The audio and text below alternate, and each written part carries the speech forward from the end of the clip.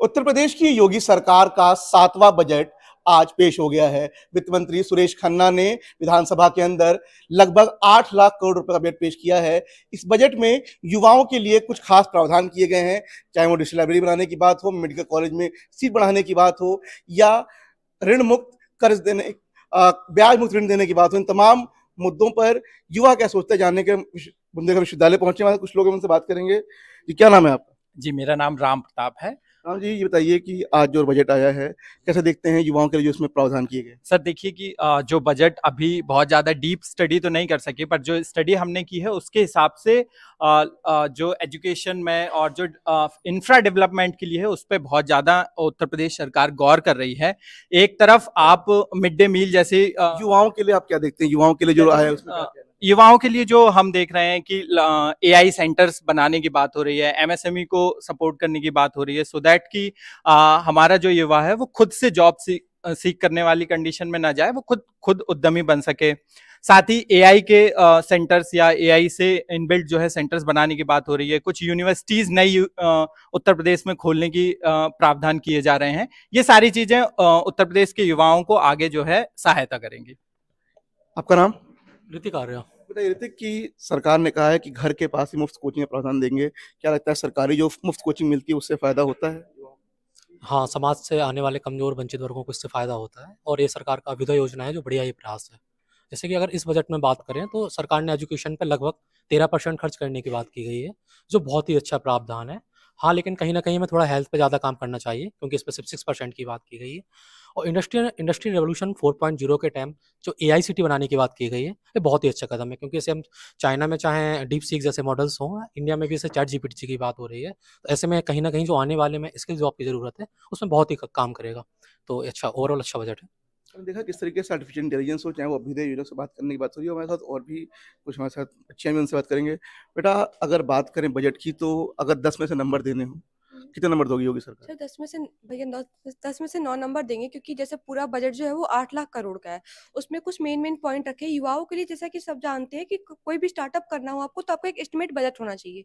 उसके लिए उन्होंने नए कदम उठाए। उसके बाद उन्होंने एआई स्मार्ट सिटी लखनऊ के लिए बनाया। उन्होंने एक्सप्रेसवे कॉरिडोर वगैरह स्टार्ट किया। और जो लड़कियां अभी जो 12th पास कर रही हैं, चाहे वो सीबीएसई बोर्ड की हो चाहे यूपी बोर्ड की हो, उनको स्कूटी मिल रही है। इसके पहले भी हम लोग को टैबलेट और लैपटॉप मिल रहे थे। तो जो डिजिटल लर्निंग जो एक था ना कि डिस्टेंस एजुकेशन, तो डिस्टेंस एजुकेशन से हम अपने एम को अचीव कर लेंगे। ये सब था। देखा किस प्रकार से आपने कहा कि बच्चों का जो खास फोकस, जो चाहे वो अभ्युदय योजना हो या मुफ्त टैबलेट वितरण की योजनाएं हैं। और भी लोग हैं, उनसे बात करेंगे। जी, आपका नाम? प्रियांशु गुप्ता नाम है मेरा। प्रियांशु, क्या लगता है बजट से क्या उम्मीदें हैं? बजट और से बजट से जो आया है उससे 10 में से कितने नंबर देंगे? मैं पहले तो बजट के लिए मुख्यमंत्री जी को और सुरेश खन्ना जी को मैं 9 नंबर, 9 से ज़्यादा ही दूँगा। बजट जो कि युवाओं के पक्ष में है पूरी तरीके से। 400 करोड़ उन्होंने कहा है कि जो वो शिक्षा के लिए खर्च कर रहे हैं और इसके अलावा जो नए स्टार्टअप, क्योंकि युवाओं जो कोई भी देश अगर तरक्की करता है तो सबसे ज़्यादा स्टार्टअप के बेस पे तरक्की करता है और स्टार्टअप को लेके उन्होंने मतलब शून्य दर के साथ ब्याज मुक्त ऋण देने की बात कही है। ये सबसे बड़ा कदम है, मुझे लगता है ये बहुत ही अच्छा कदम है सर। ये जो मेडिकल कॉलेज में सीटें बढ़ाने की बात की गई हैं, इसके अलावा आर्टिफिशियल इंटेलिजेंस पे दे रहे हैं, नॉलेज सिटी बनाएंगे। क्या लगता है युवाओं को और क्या अवसर मिलेंगे?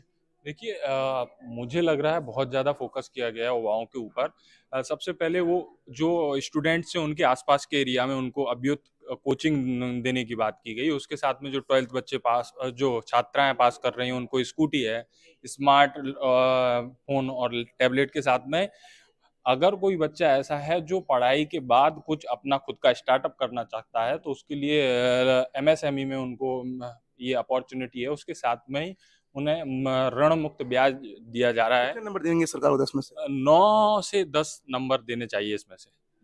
तो हर कोई 9 से 10 के पीछे नंबर दे रहा है। और भी लोगों से बात करेंगे। जी, क्या नाम है आपका? द्रविड़ कुमार। कितने नंबर देंगे सरकार को और क्यों? कितने में? 10 में से। 10 में से क्योंकि देखिए, इस पर एनालिसिस करने की ज़रूरत है कि सरकार कितना इन्वेस्टमेंट कर रही है, किस चीज़ पर कितना पैसा लगा रही है और उसका इम्प्लीमेंटेशन जो है वो कितना हो रहा है। तो मैं तो कहूँगा कि इम्प्लीमेंटेशन पर ही सरकार को नंबर दिए जाने चाहिए, क्योंकि बजट तो हर ईयर निकलते हैं और उसमें फंडिंग भी कहते हैं कि हम 600 करोड़ जैसे कि उच्च शिक्षा अभियान में किया है। और 100 करोड़ शिक्षुता प्रावधान किए गए हैं, चाहे वो एआई को लेके हो, स्टार्टअप को लेके हो, जो आपकी टैबलेट वितरण जो योजना है, विवेकानंद योजना, इन सबको लेकर जो और बजट बढ़ा दिया गया है, इसको क्या कहें? बजट बढ़ा दिया है, ठीक है। पिछली बार से 9.8% ज़्यादा है बजट, लेकिन उसका इम्प्लीमेंटेशन कितना होता है, कैसे होता है, ये ज़रूरी चीज़ है। जैसे मेडिकल में अभी बहुत सारे मेडिकल एक तरह से हैं, हॉस्पिटल्स हैं, लेकिन वहाँ पर क्या है, फैसिलिटीज़ ही नहीं है। मरीज जाता है, उसकी मजबूरी है प्राइवेट में जाए। तो ये सब चीज़ें सरकार को तो नंबर उम्मीदें भी ज़्यादा हैं, इसमें हम्म। जिम्मेदारी ज़्यादा है। हाँ, तो जिम्मेदारी ज़्यादा है, पहले से बहुत ज़्यादा है, अब और बढ़ गई है, पॉपुलेशन इंक्रीज हो रही है। तो ये कहना है कि बजट बढ़ने के साथ उम्मीद जिम्मेदारी बढ़ गई है और उस इम्प्लीमेंटेशन बेहतर होना चाहिए। जी, आपका नाम? शुभ्रा। पूरा 10 में से कितने नंबर देंगी सरकार? 8 है। क्यों? मतलब जैसे मैंने बजट देखा तो उसमें अभ्युदय योजना है जिसको मैंने देखा तो उसको वो मुझे अच्छी लगी। उसमें है कि प्रतियोगी परीक्षाओं के छात्रों के लिए घर के समीप कोचिंग होने से हम लोग अपने घर के बाहर आके तैयारी करते हैं, तो छोटी जगहों के आसपास कोई कोचिंग ऐसी डाली जाएंगी तो वो अच्छी है। उसके अलावा शिक्षुता योजना हुई और बहुत सारी चीज़ें हैं जो अच्छी लगी मुझे। और स्किल डेवलपमेंट बेस्ड जो इस बार है कि पॉलिटेक्निक कॉलेज और बहुत स्किल डेवलपमेंट कॉलेज पे ध्यान दिया गया है। और जैसे बजट में आगे कितना होता है वो अलग बात है, पर हाँ अभी ब्लूप्रिंट के हिसाब से तो भी अच्छा साउंड कर रहा है। तो फिलहाल योगी सरकार और वित्त मंत्री सुरेश खन्ना को 10 में से ऑन एवरेज 8 से 9 नंबर मिल रहे हैं, जो कि युवा दे रहे हैं, क्योंकि चाहे वो अभ्युदय योजना हो, स्वामी विवेकानंद योजना हो, या इसके अलावा जो अन्य योजनाएं हैं, एआई को लेकर जो फोकस है उसको लेकर। लेकिन फिलहाल बड़ा सवाल ये भी है कि इतने बड़े अमाउंट को कैसे इम्प्लीमेंट करते हैं, युवाओं तक वो लाभ पहुंचते हैं या नहीं, ये एक बड़ी चुनौती होगी वित्त मंत्री सुरेश खन्ना के लिए और पूरी सरकार के लिए। लोगडिन के लिए झांसी से